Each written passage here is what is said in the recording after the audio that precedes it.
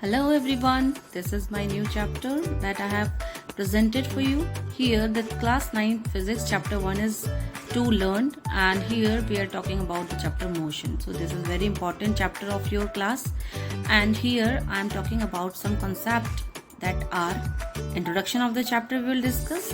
So in this, rest and motion, describing motion, concept of distance and displacement, uniform and non-uniform motion, concept of physics and speed and velocity, acceleration, and then we will learn about the graphical representation of motion by drawing some graph, जैसे distance time graph, velocity time graph.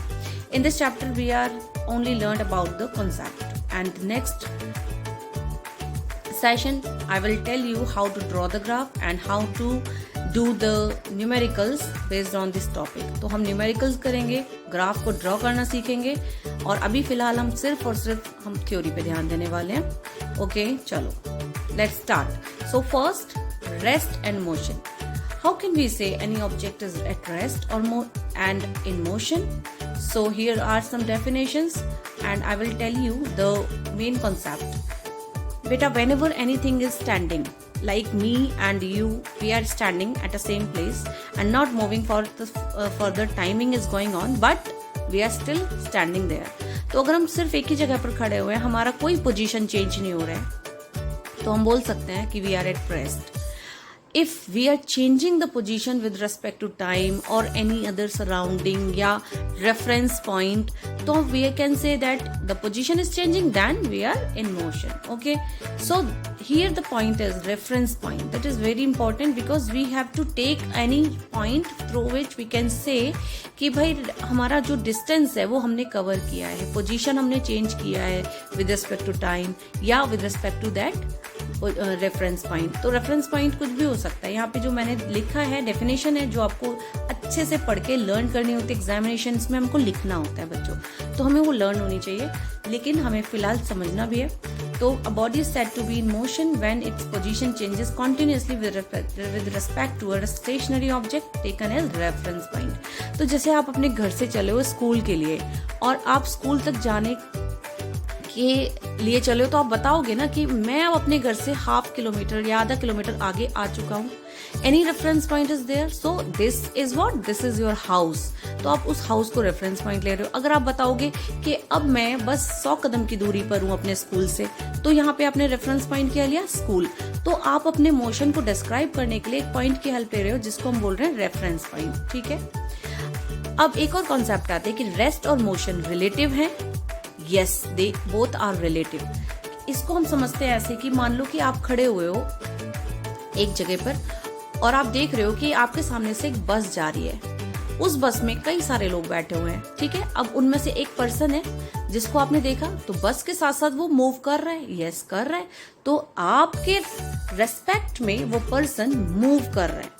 But एक person है जो अंदर बस के बैठा हुआ है और वो भी दूसरे पर्सन को ऑब्जर्व कर रहा है, but both are moving, so both the objects या both the person sitting in the bus are stationary with respect to each other. तो हम ये जो relative term use कर रहे हैं because they both are relative to each other. हम यहाँ पर दोनों को एक दूसरे के frame of reference में रख के बात कर सकते हैं. तो हम बता सकते हैं कि yes, one is moving with respect to the another, but one is at rest with respect to the another person that is sitting in the bus. The next is there are some physical quantities. तो we will talk about scalar, vector. तो हमें पहले ये पता लगा लेना चाहिए कि आखिर ये हैं क्या. तो इनको जस्ट आप रीड कर सकते हो. यहाँ पे ये कुछ फिजिकल क्वांटिटीज हैं जिनको हम स्केलर और वेक्टर के फॉर्म में रखते हैं. तो फिजिकल क्वांटिटीज होती क्या हैं, जिनको हम मेजर करने के लिए यूज करते हैं, है ना. तो यहाँ पर हम जो पढ़ने वाले हैं वो हैं डिस्टेंस, स्पीड, टाइम, ये सब हम पढ़ने वाले हैं. Displacement, velocity, acceleration, force, momentum, torque, ये सारे के सारे वेक्टर्स में आ जाते हैं. Vectors are quantities those do not need to have direction. They need to have direction. क्योंकि उनमें डायरेक्शन भी होती है और मैग्नीट्यूड भी होता है। स्केलर में मैग्नीट्यूड होगा, डायरेक्शन नहीं होगी। बच्चों व्हाट इज मैग्नीट्यूड, यहाँ पे एक क्वेश्चन आता है कि मैग्नीट्यूड क्या है। तो मैग्नीट्यूड होता है कोई भी वैल्यू, मैंने आपको बोला 10 Newton of force I am applying on the object, this 10 Newton is magnitude. 10 kilometre you have travelled when you are visiting a place, then you have to travel 10 kilometer. This 10 kilometer is what? This is the magnitude. मतलब किसी भी physical quantity की जो value होती है वो magnitude होता है, ठीक है। अगर मैं बोलूँ कि आपको चलना है नॉर्थ और वो भी 5 किलोमीटर नॉर्थ जाना है, तो मैं आपको एक डायरेक्शन दे रही हूँ, मैंने आपको वैल्यू भी दी और डायरेक्शन भी दिया। Magnitude with direction, this is called vector quantity. तो मैं डिस्प्लेसमेंट को जब भी बोलूंगी तो मैं आपको वहां पे बताऊंगी डायरेक्शन, हमेशा मैं आपको वहां पे डायरेक्शन बताऊंगी। तो ये जो वेक्टर क्वांटिटीज हैं, यहाँ पे ये सारी वेक्टर क्वांटिटीज गिवन है, ये सारे स्केलर क्वांटिटीज गिवन है। तो कभी फ्यूचर में आपको कोई पूछता है तो इट विल हेल्प यू कि वेक्टर और स्केलर आखिर होता क्या है। बच्चों बहुत ही अच्छा कॉन्सेप्ट है डिस्टेंस एंड डिस्प्लेसमेंट। ये क्लियर हो गया ना आपको, तो आप ये मानो वेलोसिटी और स्पीड का कॉन्सेप्ट भी क्लियर हो जाता है। तो फिलहाल यहाँ पे आता है डिस्टेंस। तो मैंने आपके लिए यहाँ पे डिफरेंशिएट लिखे हुए हैं, तो मैं सिर्फ आपको एक आइडिया दूंगी कि कैसे हम इनको डिफरेंशिएट कर रहे हैं one by one. Okay, so first is total path length covered by any object is called displacement. तो फिलहाल मैं यहाँ से जाती हूँ, मैं दिल्ली से आगरा जाती हूँ, जस्ट सपोज। तो मैं यहाँ से दिल्ली से आगरा जा रही हूँ, मैंने कई सारी गलियों से अपना रास्ता लिया है और वो गलियां ऐसे ऐसे ऐसे ऐसे टेढ़ी मेढ़ी, ठीक है। ये सब की जितनी पाथ लेंथ होगी, एक्चुअल पाथ लेंथ मैं उनको मेजर करूंगी, then we will say that total path length is called distance. Displacement, भाई मैंने जितने भी पाथ लेंथ लिया है उससे मुझे कोई मतलब नहीं है। मैंने अपनी इस पोजीशन से इस पोजीशन तक पहुंचने के लिए, यानी कि इनिशियल टू फाइनल पोजीशन तक जाने के लिए जितना डिस्टेंस कवर किया है वो होता है हमारा डिस्प्लेसमेंट। फर्क ही नहीं पड़ता है कि आप किन कठिन रास्तों से गुजर कर आए हो, ओनली आपको क्या बताना है यहाँ पर, सिर्फ और सिर्फ एक स्ट्रेट लाइन ड्रॉ कर दो अपने इनिशियल और फाइनल पोजीशन से, तो आपको पता चल जाएगा कि डिस्प्लेसमेंट क्या होता है। जैसे कि अभी मेरे पास एक आपके लिए यहाँ पे डायग्राम है जिसमें आप देख पा रहे हो कि ये जो है ये हमारा पूरा एक पाथ है, यहाँ से यहाँ तक का टेढ़ा बेढ़ा, जिसमें मैं टोटल पाथ लेंथ काउंट करूंगी। तो ये मैं बताऊंगी डिस्टेंस। ओके, इसमें मैंने स्ट्रेट देखा कि भाई वहां से वहां तक का एक स्ट्रेट लाइन ड्रॉ कर दो, बस मुझे उसका देखना है कि वो कितना डिस्प्लेसमेंट हुआ। ओके बच्चों, चलो नेक्स्ट है हमारा The value of distance covered by an object is always positive. It is okay, as गलती से लग गया है तो ये हमेशा पॉजिटिव होगा, क्योंकि कभी निगेटिव हो ही नहीं सकता। आप अगर एक कदम भी चलोगे तो वो पॉजिटिव वैल्यू ही होगी। बट डिस्प्लेसमेंट में क्या होगा बच्चों, अगर मैं चल के गई हूँ आगरा तक और मैं उसमें वापस भी आई, मैंने 100 किलोमीटर कवर किया और मैं 50 किलोमीटर वापस आ गई, तो वो जो 50 किलोमीटर वापस आई हूँ ना बेटा, वहां पे मेरी जो इनिशियल, मान लो मैं यहाँ से चली, ओके, यहाँ से जाके यहाँ गई और फिर यहाँ आ गई, तो हाफ डिस्टेंस मैंने अभी कवर कर ली वापस आके। तो मेरा इनिशियल कौन सा पोजीशन है, ये वाला, फाइनल ये वाला। तो अभी क्या होता है यहाँ पर, हम सिर्फ इनिशियल और फाइनल पोजीशन के बीच का डिफरेंस लेंगे और वो होता है हमारा कितना, 100 - 50 इज इक्वल टू 50 किलोमीटर। अगर यहाँ पे मुझे डिस्प्लेसमेंट बताना है, अगर मैं दिल्ली से आगरा जाके आगरा से दिल्ली से भी आगे चली जाती हूँ तो मैं नेगेटिव डायरेक्शन में जा रही हूँ अब, है ना। तो वो यहाँ पे हम पॉजिटिव और नेगेटिव डायरेक्शंस लेते हैं जिनको हम माइनस में वैल्यूज आ सकती है। और अगर कोई पर्सन इनिशियल पोजीशन में वापस आ जाता है, मान लो कोई सर्कुलर पाथ है और उस सर्कुलर पाथ पे घूम के उसी जगह पे आ जाता है, तो इसका सेंस क्या होता है पता है, इसका मतलब है कि object is moving in a same way and achieving its initial position again and again. So the displacement will be zero when it comes at its initial position. I hope it is clear to you. लेकिन मैं एक और video डालूंगी जिसमें आपको may be और clear हो जाएगा। तो it is represented by D. Standard unit of distance is meter. Distance का फॉर्मूला बहुत बेसिक फॉर्मूला है, स्पीड इनटू टाइम, और यहाँ पे डिस्प्लेसमेंट का फॉर्मूला है वेलोसिटी इनटू टाइम। वेलोसिटी जो टर्म है ये वेक्टर है, इसीलिए हमने यहाँ पे इसको लिया है, तो इसको भी हम पढ़ने वाले हैं। तो distance depend upon the path it changes according to the path taken. बेटा मैंने आपको बताया ना, हमने जितना भी पाथ लिया है सबको मेजर करेंगे और हम उसको टोटल एक्चुअल पाथ लेंथ लेंगे और डिस्टेंस बता सकते हैं। Displacement only depends on the initial and final position of the object.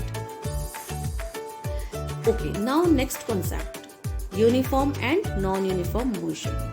बच्चों आपने सुना है कभी कि आप कभी जाते हो कहीं भी अगर घूमने, तो आपने कई बार देखा होगा कि भाई किस स्पीड से चल के आए हो, बहुत जल्दी आ गए। तो हम नहीं बता सकते एग्जैक्टली कि हम किस स्पीड से आए हैं, क्योंकि कभी हमें रश मिला है, कभी हम बहुत धीरे चले हैं, कभी हम बहुत तेज चले हैं, खाली रोड है तो तेज चल रही है ना, तो हम नहीं बता सकते। तो ऐसे केसेस में हम क्या बताएंगे कि भाई हम तो आज नॉन यूनिफॉर्म मोशन ट्रैवल करके आ रहे हैं, क्योंकि यहाँ पे 60 किलोमीटर चले हैं 2 से 3 AM, यानी कि 1 आवर में हमने 60 किलोमीटर चला, अगले 1 आवर में हमने 40 किलोमीटर चला, अगले 1 आवर में हमने 50 किलोमीटर चला।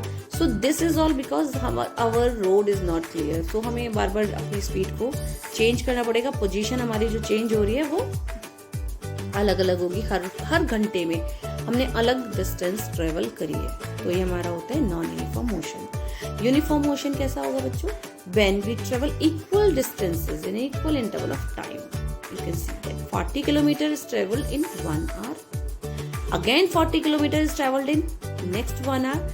So this consecutive 1 hour is taken as the next 1 kilometer, 10 AM to 11 AM.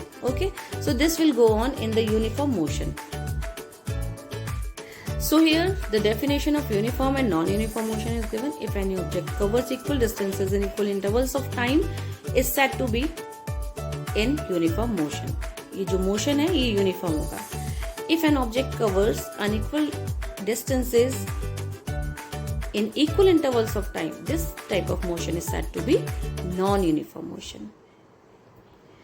तो बेटा यहाँ पे जो यूनिफॉर्म मोशन है, देखो स्ट्रेट लाइन में और बिल्कुल खाली रोड पे में भी यूनिफॉर्म मोशन कर ले हम, बट कोई भी ऐसा पाथ है जिसमें टेढ़ा मेढ़ा है तो वहाँ पे यूनिफॉर्म मोशन पॉसिबल नहीं होता है ना, क्योंकि हमें एक्सेलरेट करना पड़ता है, डी एक्सेलरेट करना होता है। तो दिस डिपेंड्स, हम ये सब भी पढ़ने वाले हैं।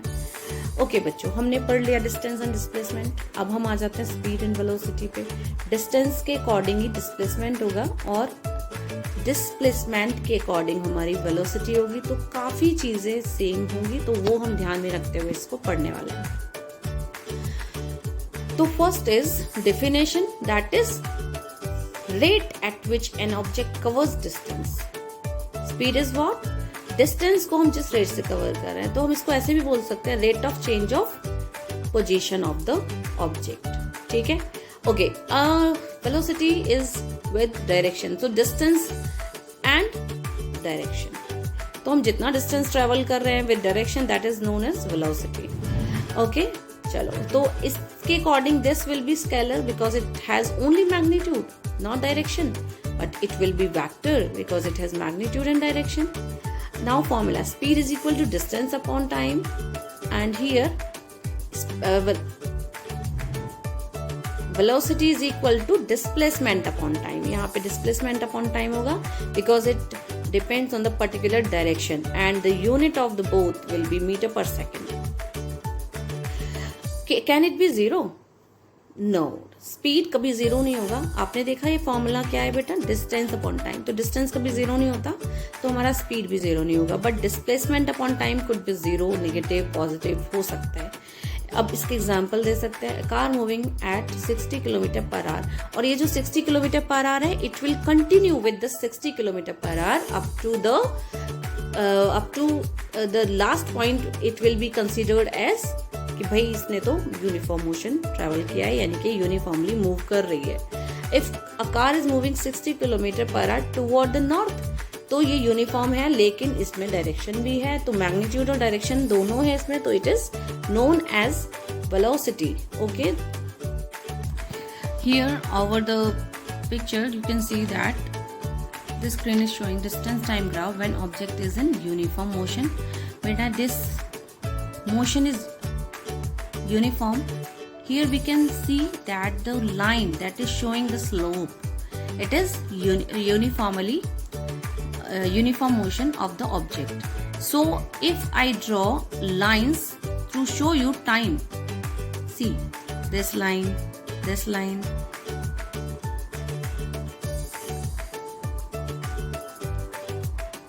एंड अगर मैं इसको यहाँ से शो करूं और यहाँ से शो करूं तो एक पर्टिकुलर डिस्टेंस पे, पर्टिकुलर टाइम पे अगर मैं इसको मार्क करती हूँ तो आप देख पाओगे कि यहाँ पे जो मोशन है वो हर एक टाइम इंटरवल के बाद सेम है। ओके, तो इसको मैं आपको नेक्स्ट वीडियो में जरूर समझाऊंगी, बट अभी हम ग्राफ को समझ लेते हैं कि this is kind of uniformly motion that is perceived by any object. मान लो कि कोई ऑब्जेक्ट चल रहा है, अभी उसने 10 किलोमीटर 1 आवर, अगले 1 आवर में उसने 20 कर लिया, उसका जो डिस्टेंस है वो बढ़ता जा रहा है 10, 20, 30, 40 और आवर्स भी बढ़ते जा रहे हैं 1, 2, 3, 4, मतलब equal distance in equal interval of time में। ओके, तो ऐसे मोशन को हम कह सकते हैं कि ये यूनिफॉर्मली मूव कर रहा है, तो this is called uniform motion. Over in this picture you can see that distance time graph is the line showing only that is parallel to the X axis. अगर ये लाइन एक्स एक्सिस के parallel है तो आप देख पाओगे बच्चों कि यहाँ से लेके यहाँ तक इसने टाइम तो बढ़ा है, क्योंकि देखो टाइम का एक्सिस ये है ना, टाइम बढ़ रहा है इस डायरेक्शन में, बट क्या डिस्टेंस इंक्रीज हो रहा है ऊपर? नहीं। तो इस पॉइंट के लिए, इस पॉइंट के लिए, इस पॉइंट के लिए टाइम आप देखोगे तो यहाँ पे अगर मैं यहाँ पे T1, T2 ऐसे कर लेती हूँ, लेकिन डिस्टेंस तो वही रहा, तो इसका मतलब कोई डिस्टेंस कवर नहीं किया इस ऑब्जेक्ट ने। It is said to be at rest. तो हम यहाँ पे कह सकते हैं कि ये जो ऑब्जेक्ट है ये सिर्फ और सिर्फ खड़ा हुआ एक ही जगह पर रेस्ट पे है।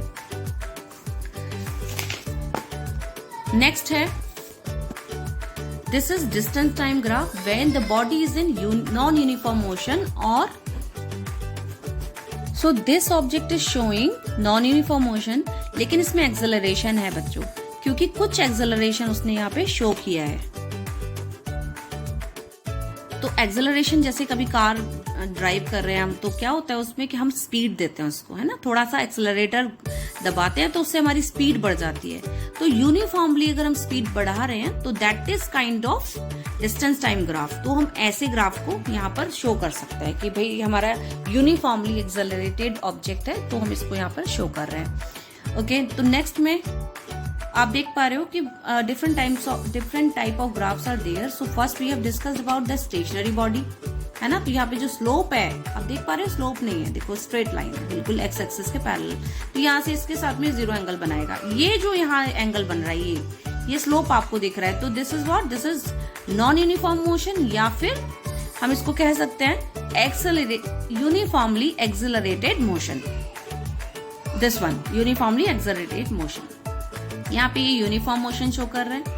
ये हमारा है रिटार्डेशन, जब ऑब्जेक्ट की स्पीड धीरे धीरे करके कम हो रही है तो हम इसको, जैसे हमने ब्रेक लगाया, तो this is what, this is retardation. बेटा जो ये लाइन शो कर रही है ना यहाँ पे, ये लाइन है, ठीक, या फिर कोई भी लाइन जो हम स्लोप बना रहे हैं, ये लाइन है, ये लाइन है, ये सब क्या शो कर रहे हैं बच्चों? ये स्पीड शो कर रहे हैं। अगर डिस्टेंस टाइम ग्राफ है तो ये लाइन हमेशा स्पीड को शो करेगी, ठीक है। चलो अब हमने पढ़ लिया डिस्टेंस टाइम ग्राफ, अब हम पढ़ते हैं एक्सेलरेशन। तो acceleration is what, it is the rate of change of velocity of any object और change of velocity per unit time.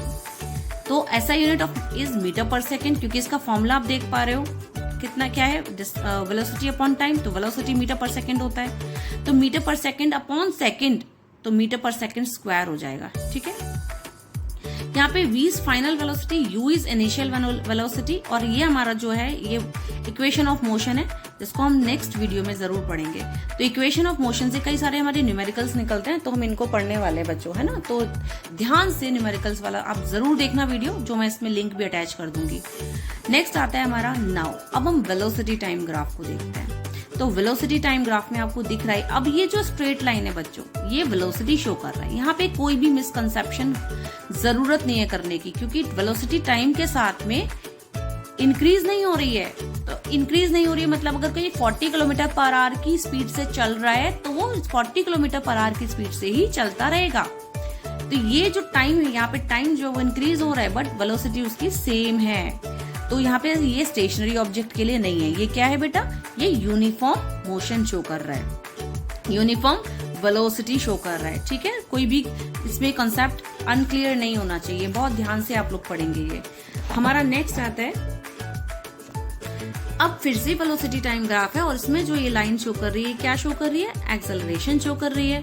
तो आपने जो इससे पहले वाले में देखा था, यहाँ पे बेटा एक्सेलरेशन नहीं है, मतलब ऑब्जेक्ट एक्सेलरेट नहीं हो रहा है, वो अपनी सेम स्पीड के साथ में चल रहा है, जिसको हम कांस्टेंट स्पीड भी बोलते हैं या फिर हम उसको यूनिफॉर्म मोशन बोलते हैं। ठीक है, तो कांस्टेंट स्पीड भी बोल सकते हो आप इसको, कांस्टेंट वेलोसिटी। स्पीड तो हम अभी नहीं लेंगे यहाँ पे, क्योंकि हम यहाँ पे वेलोसिटी का टर्म यूज कर रहे हैं। ठीक है, जीरो एक्सेलरेशन, एक्सेलरेशन नहीं है इसमें। यस, इसमें हमारा एक्सेलरेशन है, लेकिन वो कैसा है, कांस्टेंट है, मतलब 10 मीटर पर सेकंड स्क्वायर बढ़ रहा है, तो उतना ही हर एक इंटरवल के बाद इंक्रीज होगा।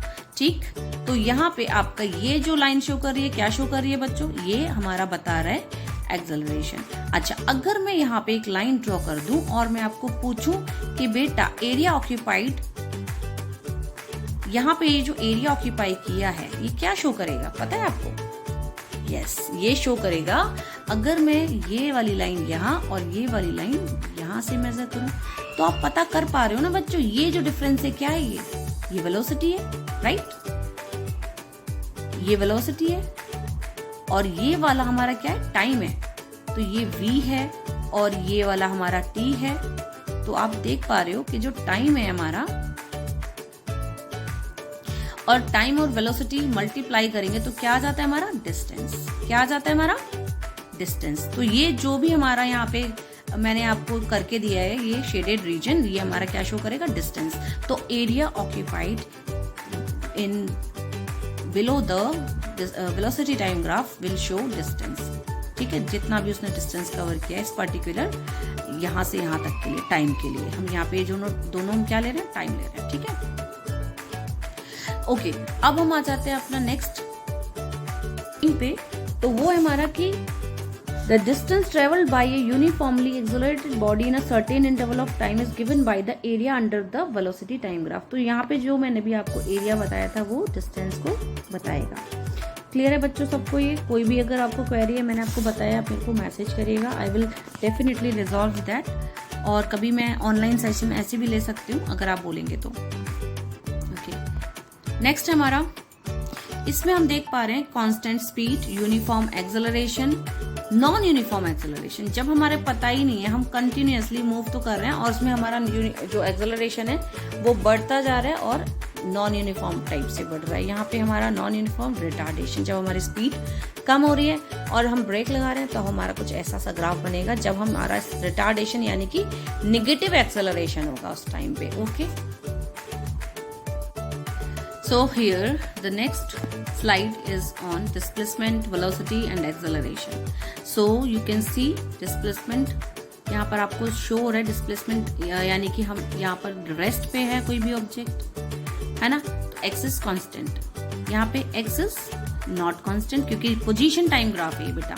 ये हमारा क्या है, position time graph, velocity time graph, और यहाँ पे आपको शो कर रहे हैं कि एक्सेलरेशन। और ये तीनों जब हमारी वेलोसिटी जीरो है, you can see here velocity zero है, तो यहाँ पे जो डिस्प्लेसमेंट टाइम ग्राफ बनेगा, यानी कि डिस्टेंस टाइम ग्राफ या डिस्प्लेसमेंट टाइम ग्राफ बनेगा, वो क्या बनेगा, ऐसा बनेगा, कांस्टेंट। ये जो वेलोसिटी होगी यहाँ पे, ये आपने देखा कि यहाँ पे वेलोसिटी है ही नहीं, जीरो है तो कुछ भी नहीं है, आप बता सकते हो। ये सेम, जब वेलोसिटी ही नहीं है तो एक्सेलरेशन भी नहीं होगा।